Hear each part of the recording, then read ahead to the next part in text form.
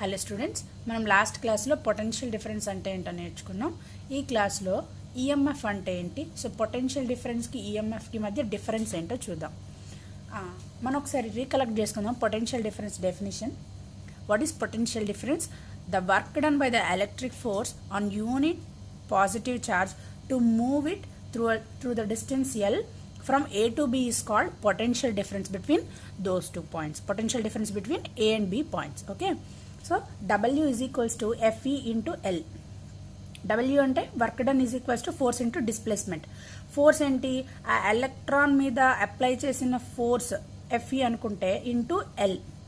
So electron or positive charge, any charge మీద apply చేసిన force into distance L, distance move అవుతుంది. So ఇది W is equals to Fe into L. ఇది free charge తాలూకా work done. So ఇక్కడికి వచ్చేటప్పటికి unit charge work done ఏంటి? W by Q is equals to Fe into L by Q. This is work done per unit positive charge, అంటే W by Q, unit positive ఛార్జ్కి work done. So ఈ W by క్యూని ఏమంటాం? V. V అంటే potential difference or voltage. Potential డిఫరెన్స్కి ఇంకొక పేరేంటి? Voltage. So ఈ voltage V is equals to W by Q, that is equals to Fe into L by Q. ఇది potential difference. So potential డిఫరెన్స్ని units ఏంటి? Volts. దేంతో measure చేస్తాం? Voltmeter. Right. ఇప్పుడు ఎలక్ట్రోమోటివ్ ఫోర్స్ అంటే ఏంటో చూద్దాం. So electromotive force, work done by the chemical force to move a unit positive charge from negative terminal to positive terminal is called EMF between from any terminal, one terminal to other terminal, negative terminal to positive charge. ఎందుకు? Unit positive charge అయితే negative terminal to positive terminal. అది ఒక electron అనుకోండి, free charge అనేది electron అయితే positive terminal to negative terminal. Right. So ఇక్కడ ఏంటి రెండింటికి డిఫరెన్స్ చూడండి. ఇక్కడ పొటెన్షియల్ డిఫరెన్స్లో ఏమైంది? Work done by the electric force. Very very important. Potential difference అంటే work done by electric force. అక్కడ వర్క్ చేస్తున్నది ఏంటి? Electric force. సో ఎలక్ట్రోమోటివ్ ఫోర్స్లో ఏం జరుగుతోంది? Work done by the chemical force. బ్యాటరీలో ఉన్న కెమికల్ ఫోర్స్ ఉంటుందని చెప్పుకున్నాం కదా లాస్ట్ క్లాస్లో. సో ఆ కెమికల్ ఫోర్స్ చేసే వర్క్ డన్ మనం ఈఎంఎఫ్ అంటాం. అయితే ఎలక్ట్రిక్ ఫోర్స్ చేసే వర్క్ డన్ ఏమంటాం? పొటెన్షియల్ డిఫరెన్స్ అంటాం. రైట్. మనకు పొటెన్షియల్ డిఫరెన్స్ మీద ఇంకా ఒక క్లియర్ కట్ రావాలి అంటే ఒక ఐడియా. ఇది 2 బీకర్స్ తీసుకున్నాం, వాటర్ ఫిల్ చేసాం. అయితే ఈ రెండిటికి మనం పైప్ ద్వారా కనెక్ట్ చేసాం. సో ఇది ఓపెన్, కనెక్ట్ చేసాం. ఏమవుతుంది? వాటర్ ఇటు నుంచి ట్రావెల్ అవుతుంది. ఒక స్టేట్లో 2 బీకర్స్లో ఉన్న వాటర్ ఎలా ఉంటుంది? ఈక్విలిబ్రియంలోనే ఉంటుంది, అంటే ఒకే హైట్లో ఉంటుంది. అయితే నేను వాటర్ యాడ్ చేయకుండా, వితౌట్ యాడింగ్ వాటర్, నేను ఒక బీకర్ నుంచి ఒక బీకర్లోకి ఇది ఏ బీకర్ బి బీకర్ అనుకున్నాం అనుకోండి, A to B or B to A water transfer చేయాలంటే ఏం చేయాలి? ఈ మధ్యలో ఏ పైప్ అయితే ఉందో ఆ పైప్ తాలూకా హైట్ని మార్చాలి. అంటే ఆ పైప్ని మనం ఇలా పెట్టామనుకోండి,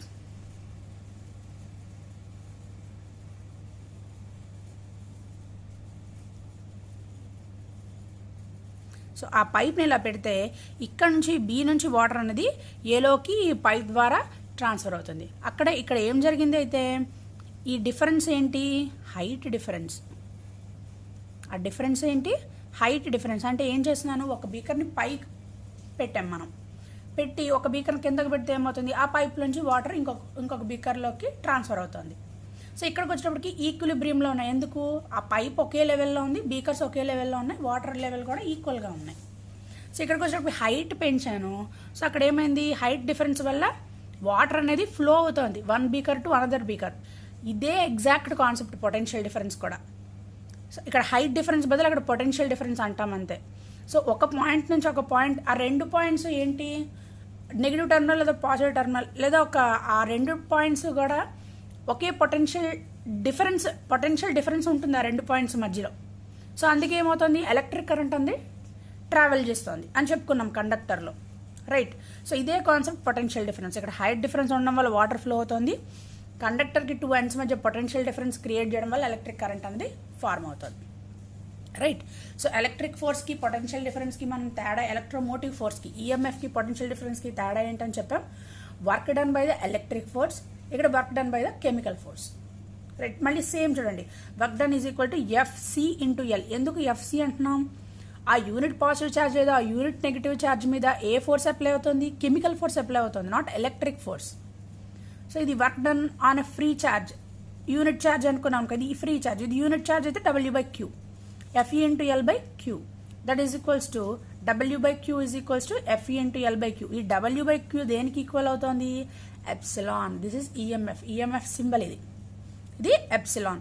సో ఇది ఈఎంఎఫ్ కాన్సెప్ట్. ఏమవుతుంది? Work done by the chemical force. అయితే మనం డిఫరెన్సెస్ కొన్ని చూసామంటే, ఈ పొటెన్షియల్ డిఫరెన్స్కి ఈఎంఎఫ్కి డిఫరెన్సెస్ చూసామంటే మనకు కొంచెం ఐడియా వస్తుంది. దాన్ని బట్టి ఇంకా బాగా మనం అర్థం చేసుకోవచ్చు ఈ రెండింటిని. అయితే ఎలక్ట్రోమోటివ్ ఫోర్స్కి పొటెన్షియల్ డిఫరెన్స్కి మధ్య తేడా ఏంటి? ఫస్ట్ సిమిలారిటీస్ చూద్దాం. ఏంటి సిమిలారిటీస్? ఈ రెండింటికి పొటెన్షియల్ డిఫరెన్స్ని ఇంకొక పేరుతో ఏమని పిలుస్తాం? వోల్ట్. Right, voltage. సో దానికి యూనిట్ ఏమవుతుంది? వోల్ట్. సింబల్ వి. అలా ఈఎంఎఫ్ కూడా యూనిట్ వోల్టే, సింబల్ ఎప్సిలాన్. ఈ రెండింటిని కూడా దేంతో మెజర్ చేస్తాం? వోల్టమీటర్తోనే మెజర్ చేస్తాం. అయితే ఇక్కడ ఎలక్ట్రోమోటివ్ ఫోర్స్కి పొటెన్షియల్ డిఫరెన్స్కి ఇప్పుడు డిఫరెన్సెస్ చూద్దాం. So first, transmits current through out the circuit.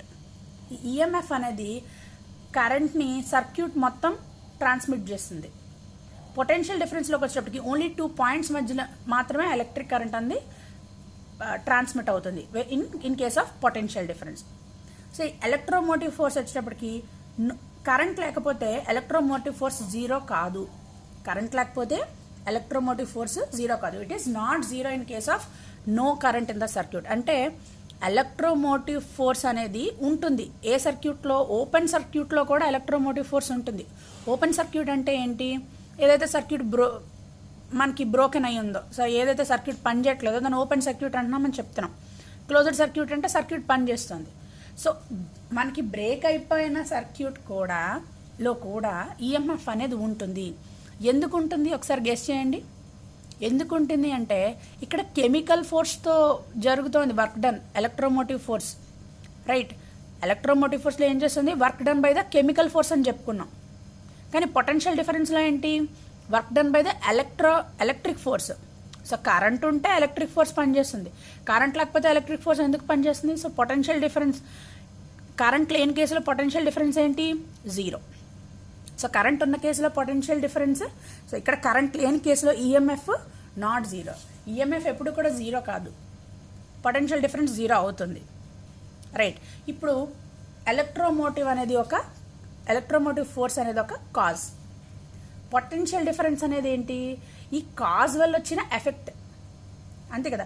ఇప్పుడు మనం ఇక్కడ 2 బీకర్స్ తీసుకుని ఎగ్జాంపుల్ చెప్పుకున్నాం.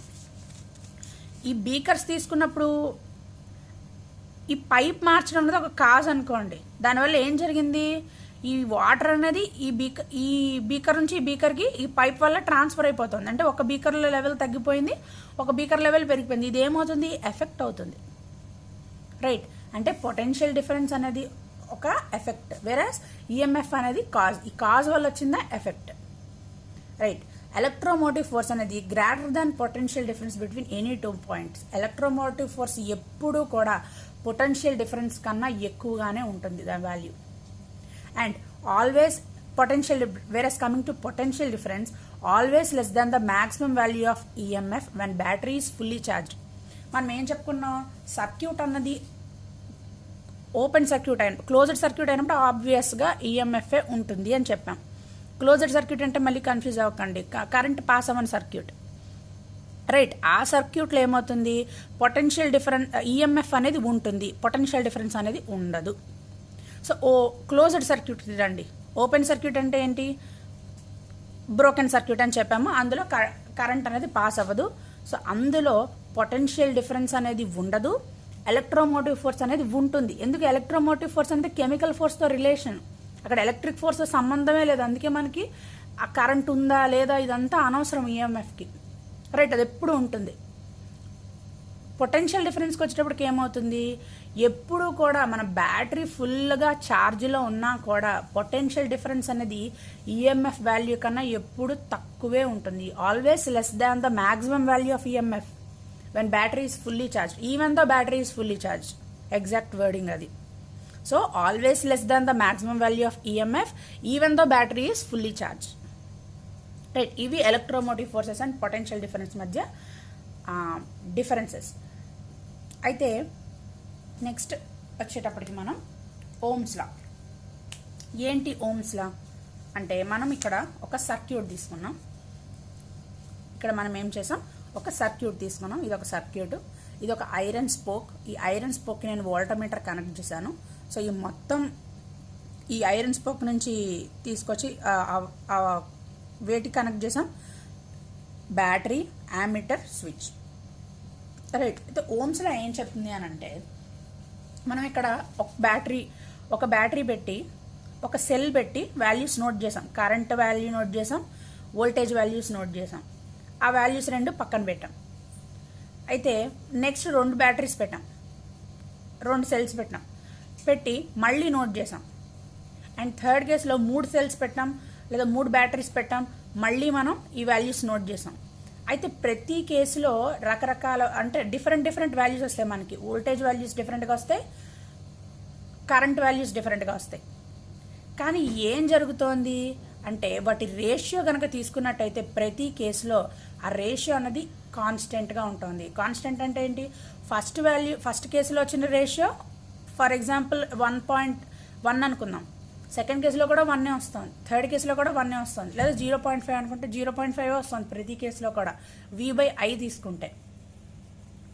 అప్పుడు ఓమ్స్లా ఏం చెప్పారు, ఓమ్స్లా దీన్ని బట్టి ఏం డిఫైన్ చేశారంటే, the potential difference between the ends of the conductor is directly proportional to the electric current passing through it at constant temperature. This is very important. At constant temperature అనేది మనం ఆ point మర్చిపోకూడదు, ఎందుకో తర్వాత చెప్తాం. So the potential difference between ends of the conductor is directly proportional to the electric current passing through it at constant temperature. So V అంటే ఏంటి, potential difference is directly proportional to I. అంటే V పెరిగితే I పెరుగుతుంది, V తగ్గితే I తగ్గిపోతుంది. So potential difference ఎంత ఉంటే electric current అలా, అంటే ఆ రెండు డైరెక్ట్లీ ప్రపోర్షనల్ రిలేషన్షిప్లో ఉంటాయన్నమాట. అయితే ఇక్కడ ప్రపోర్షనాలిటీ కాన్స్టెంట్ తీసామంటే ఏం చేయాలి, V is equals to I into R. R అనేది ఏంటి, constant.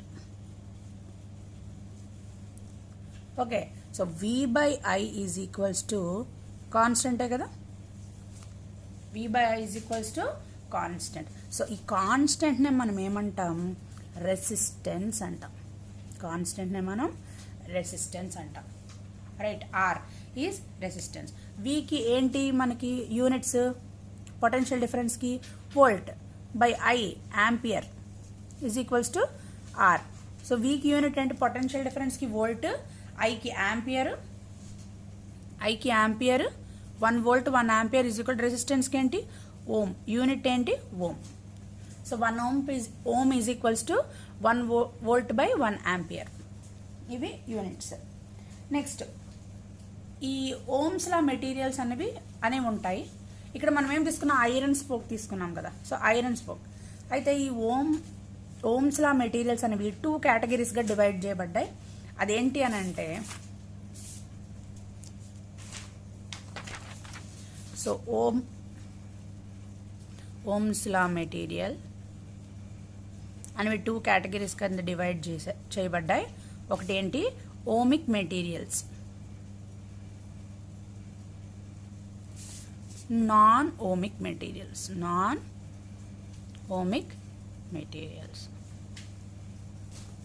So ohmic materials, non ohmic materials. ఏంటి ఓమిక్ మెటీరియల్స్ అంటే, the materials which obeys Ohm's law, the materials which obeys Ohm's law is called ohmic materials. Example ఏంటి, metals, iron, silver, ఇలాంటి metals అన్నీ కూడా ohmic materials. ఎందుకో Ohm's లాని obey చేస్తాయి, అందుకే వాటిని ఓమిక్ మెటీరియల్స్ అంటాం. So next non ohmic materials. ఏ మెటీరియల్స్ అయితే ఓమ్స్ లా అని ఒబే చేయవో అవి నాన్ ఓమిక్ మెటీరియల్స్. వీటికి ఎగ్జాంపుల్ ఏంటి, లైట్ బల్బ్, ఎల్ఈడి, ఇలా కొన్ని ఉన్నాయి. ఈ మెటీరియల్స్ నాన్ ఓమిక్ మెటీరియల్స్ అంటున్నాం. Limitations of Ohm's law. So Ohm's law limitations ఏంటి? ఓమ్స్ లా అనేవి వేటికి అప్లికబుల్, వేటికి అప్లికబుల్ కాదు. Ohm's law does not applicable to gaseous conductors and semiconductors. Ohm's law అన్నది మనకి ఓన్లీ కండక్టర్స్ మాత్రమే applicable అవుతుంది. గ్యాషియస్ కండక్టర్స్ కానీ semiconductors like germanium or silicon వీటి రెండింటికి కూడా మనకి అది అప్లికబుల్ కాదు. సో ఇందాక చెప్పుకున్నాం కదా, V/I = R అని చెప్పాం. సో R అంటే ఏంటి? రెసిస్టెన్స్. ఈ రెసిస్టెన్స్కి డెఫినేషన్ ఏంటి? So the obstruction to the motion of electrons in a conductor is called resistance of a conductor. సరే రైట్, మనకి ఎలక్ట్రిక్ కరెంట్ పాస్ అవ్వాలి అంటే ఏమవ్వాలని చెప్పాం? ఫ్లో ఆఫ్ ఎలక్ట్రాన్స్ ఉండాలి. ఫ్లో ఆఫ్ ఎలక్ట్రాన్స్ ఉండాలి. ఫ్లో ఆఫ్ ఎలక్ట్రాన్స్ని మనకి చెప్పుకున్నాం ఇదివరకు డ్రిఫ్ట్ వెలాసిటీ దగ్గర ఏం చెప్పుకున్నాం? ఈ ఫ్లో ఆఫ్ ఎలక్ట్రాన్స్ అనే వాళ్ళ ర్యాండమ్గా తిరుగుతూ లాటిస్ పాయింట్ నుండి కొల్లైడ్ చేసి హాల్ట్ అయ్యి తిరిగి మళ్ళీ అవి స్టార్ట్ అవుతున్నాయి, అవి మోషన్లోకి వస్తున్నాయి, తిరిగి అవి మళ్ళీ జనరల్గా తిరగడం స్టార్ట్ చేస్తున్నాయి. అయితే ఈ హాల్ట్ ఏం జరుగుతుంది? ఈ లాటిస్ పాయింట్ గుద్దుకోవడం వల్ల అవి హాల్ట్ అవుతున్నాయి కదా, సో అది రెసిస్టెన్స్ అనమాట మనకి. సో అలాంటిదే రెసిస్టెన్స్. అంటే ఏమవుతుంది? ఆ మోషన్ ఆఫ్ ద ఎలక్ట్రాన్స్, ఆ ఎలక్ట్రాన్స్ మోషన్ ఏమవుతుంది? ఆపుతున్నాయి ఆ లాటిస్ పాయింట్స్ కొంతవరకు. అంటే ఒకసారి అవి తగలగానే ఆగుతున్నాయి కదా ఎలక్ట్రాన్స్. సో అదే మనకి రెసిస్టెన్స్ అనమాట. The obstruction to the motion of electrons in a conductor is called resistance of the conductor of a conductor. Obstruction అంటే ఏంటి? అడ్డు. The material which offers resistance to the motion of electrons is called resistance. So ఈ process resistance అంటే ఈ obstruction to the motion of electrons in a conductor ఏదైతే జరుగుతుందో దాన్ని resistance అంటాం. సో ఏ మెటీరియల్ అయితే ఇలా జరగడానికి హెల్ప్ చేస్తుందో ఆ మెటీరియల్ని రెసిస్టార్ అంటాం. సో ఎస్ఐ యూనిట్ ఏంటి? రెసిస్టార్కి ఓం. సింబల్ ఇలా రివర్స్ యూలో ఉంటుంది, ఓకేనా, ఒక హుక్ షేప్లో ఉంటుంది. అయితే మనం ఇందాక చెప్పుకున్నాం పొటెన్షియల్ డిఫరెన్స్, ఈఎంఎఫ్ ఇవన్నీ చెప్పుకుంటున్నప్పుడు మనం లాస్ట్ క్లాస్లో ఒక పాయింట్ చెప్పాం. ఏంటి? ఎలక్ట్రాన్స్ అనేవి ర్యాండమ్ మోషన్లో జనరల్గా ఉంటాయి. అయితే ఈ ఎలక్ట్రాన్స్ అనేవి ఆర్డర్డ్ మోషన్లో ఎప్పుడు ఉంటాయి? యూనిఫామ్ బ్యాటరీ కనెక్ట్ చేసినప్పుడు యూనిఫామ్ ఎలక్ట్రిక్ ఫీల్డ్లో, సో ఆర్డర్డ్ మోషన్లో ఉంటాయి. ఇప్పుడు కండక్టర్ బ్యాటరీ కనెక్ట్ చేసినప్పుడు ఆర్డర్డ్ మోషన్లో ఉంటాయి. ఎందుకు ఆర్డర్డ్ మోషన్లో ఉంటాయి అంటే యూనిఫామ్ ఎలక్ట్రిక్ ఫీల్డ్ అనేది క్రియేట్ అవుతుంది, అందుకే ఇవి ఆర్డర్డ్ మోషన్లో ఉన్నాయి అని చెప్పాం, ఓకేనా. సో ఈ యూనిఫామ్ ఎలక్ట్రిక్ ఫీల్డ్ ఎందుకు క్రియేట్ అవుతుంది? పొటెన్షియల్ డిఫరెన్స్ వల్ల. Potential difference. అయితే ఈ పొటెన్షియల్ డిఫరెన్స్ ఎలా అవుతుంది? చెప్పాం కదా, ఈఎంఎఫ్, ఎలక్ట్రోమోటివ్ ఫోర్స్, ఆ కాజ్ ఏదైతే ఉందో దానివల్ల పొటెన్షియల్ డిఫరెన్స్ క్రియేట్ అవుతుంది, ఎఫెక్ట్. ఈ పొటెన్షియల్ డిఫరెన్స్ వల్ల యూనిఫామ్ ఎలక్ట్రిక్ ఫీల్డ్ క్రియేట్ అవుతుంది. ఈ యూనిఫామ్ ఎలక్ట్రిక్ ఫీల్డ్ అనేది ర్యాండమ్గా ఉన్న ఎలక్ట్రాన్స్ని ఒక ఆర్డర్డ్ మోషన్లో వెళ్ళేటట్టు చూస్తాయి. ఈ ఆర్డర్డ్ మోషన్లో ఉన్న ఎలక్ట్రాన్స్ ఏమవుతాయి? ఎలక్ట్రిక్ కరెంట్ అని చెప్తాం. Electrons, flow of electrons in an ordered motion is called electric current, ఓకేనా. అది చూడండి, మనం ఎంత ఇంటర్లింక్ టాపిక్. పొటెన్షియల్ డిఫరెన్స్ గురించి చెప్తున్నప్పుడు ఏమని చెప్పాం? యూనిఫామ్ ఎలక్ట్రిక్ ఫీల్డ్ క్రియేట్ అవ్వడానికి కారణం ఏంటి? పొటెన్షియల్ డిఫరెన్స్ అని చెప్పాం. ఇప్పుడు వచ్చేటప్పటికి ఈఎంఎఫ్ అంటున్నాం. అంటే ఒకదానికొకటి లింక్, ఎందువల్ల ఇది అయింది, ఎందువల్ల నెక్స్ట్ది అయింది అని చెప్పుకోవడమే ఈ కాన్సెప్ట్ అన్నమాట.